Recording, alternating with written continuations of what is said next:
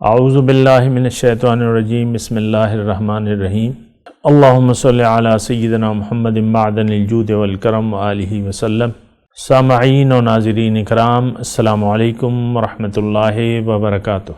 آج کا ہمارا موضوع یہ ہے کہ ہم سچے لوگوں کو کیسے پہچانیں۔ ایک تو میں نے آپ کو گزشتہ نشست میں بتایا کہ ان کی ضرورت کیا ہے۔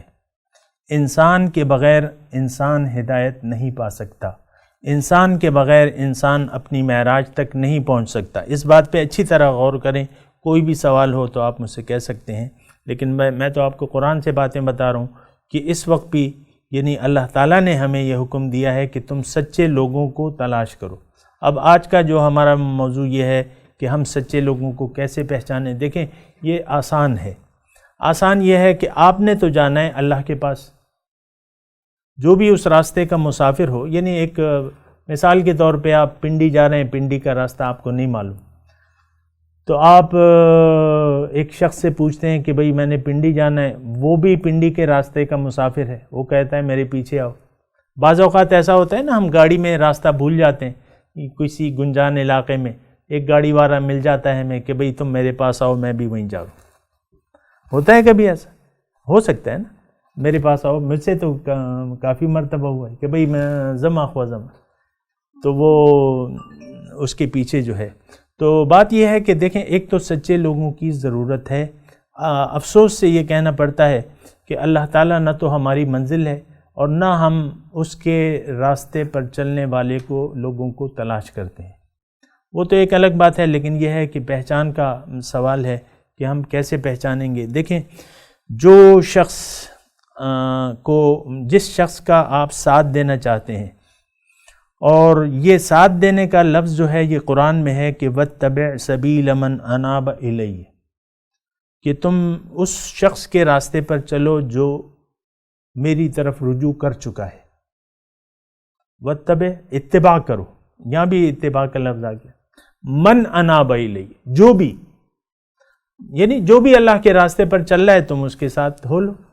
ایک تو یہ ہے۔ دوسری بات یہ ہے کہ ایک تو اس کی پہچان کا جہاں تک وہ ہے، تو سچا لوگ جس شخص کی آپ نے اتباع کرنی ہے، یہ آپ نے دیکھنا ہوگا کہ وہ قرآن اور حدیث کی روح سے واقف ہو، اس کے مدعا سے واقف ہو، اس نے رسول صلی اللہ علیہ وسلم کی دعوت پر لبیک کہا ہو، اور وہ اللہ کے راستے پر گامزن ہو۔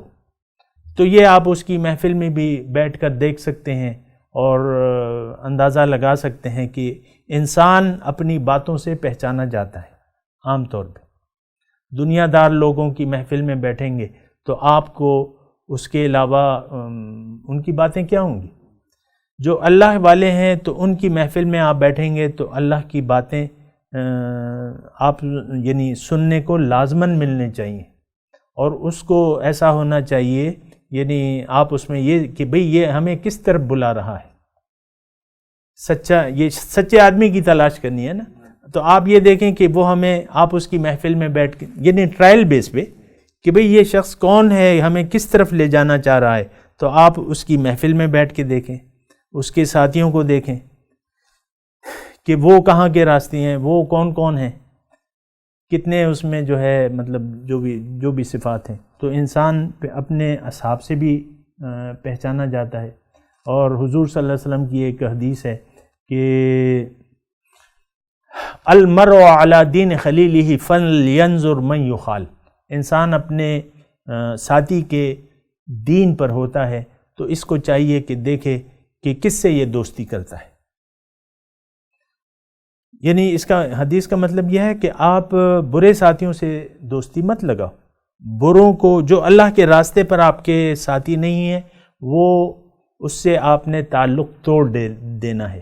آپ دعائے قنوت میں کہتے ہو نا کہ وَنَخْلَعُ وَنَتْرُكُ مَن يَفْجُرُكَ، کہ ہم قطع تعلق کرتے ہیں، ہم چھوڑتے ہیں جو تیری نافرمانی کرتا ہے۔ تو بہرحال دیکھیں، یہ سچے لوگ جو ہیں، ایک تو یہ ہے کہ ان کی جب وہ محفل میں آپ بیٹھیں گے تو آپ اندازہ لگائیں یہ آپ کو کس طرف بلا رہے ہیں۔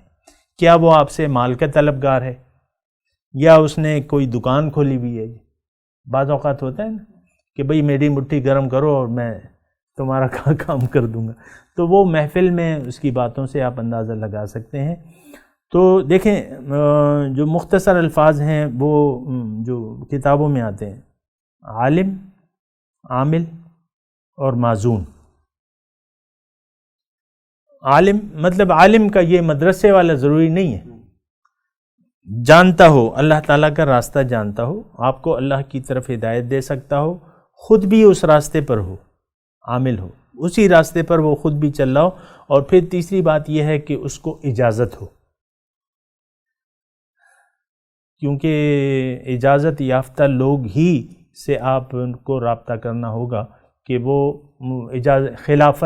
خلافت کا مطلب یہ ہے کہ وہ اجازت یافتہ ہو. خلافت ہم کہتے ہیں نا، شجرہ اس کا ملتا ہو، صاحب نسب ہو، بہرحال یہ ساری صفات ہیں. تو ان صفات کے حامل لوگوں سے آپ کو رابطہ کرنا پڑے گا، اور ان کے ذریعے پھر آپ نے اللہ تعالیٰ کا سفر شروع کرنا ہوگا، بجائے اس کے کہ آپ خود وظیفے دیکھ لیں. لیکن بہتر یہ ہے کہ آپ ایک انسان سے، زندہ انسان سے رابطہ کریں اور اس کے بتائی ہوئے طریقے کے مطابق اللہ کے راستے پر چلیں. اور سب سے پہلے آپ کا اعتماد ہونا چاہیے اس ذات پہ. ہو سکتا ہے وہ سچا ہو لیکن آپ کا اعتماد نہ ہو تو چھوڑ دیں اس کو، دوسرے کو دیکھ لیں. اعتماد جو ہے بہت زیادہ ضروری ہے. ایک سچا شخص ہو سکتا ہے، آپ کا اعتماد اسے نہ ہو تو چھوڑ دیں اس کو. آپ کی تو منزل اللہ ہے، تو اللہ کے راستے پر ایسا شخص جس پر آپ کا اعتماد ہو وہ آپ کا رہنما اور ساتھی بن سکتا ہے. وآخر دعوانا ان الحمدللہ رب العالمین. مولایا صلی وسلم دائما ابدا على حبیبک خیر الخلق كلهم